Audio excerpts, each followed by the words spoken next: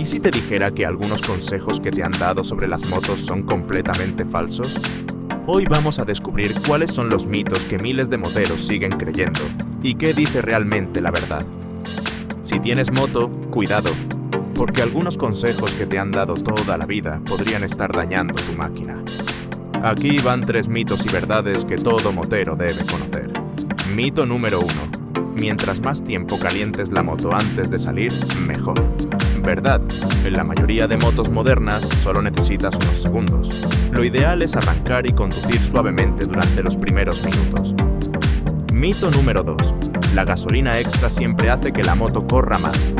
Verdad, si tu moto no está diseñada para usar gasolina de mayor octanaje, no notarás una diferencia significativa en el rendimiento. Mito número 3. Cambiar el aceite antes de tiempo es desperdiciar dinero. Verdad, esperar demasiado puede causar un mayor desgaste del motor. Sigue siempre las recomendaciones del fabricante. Una moto bien cuidada dura más, consume menos combustible y te da más seguridad en cada viaje. ¿Cuál de estos mitos habías escuchado? Te leo en los comentarios. Sígueme para más consejos, trucos y contenido para verdaderos amantes de las motos.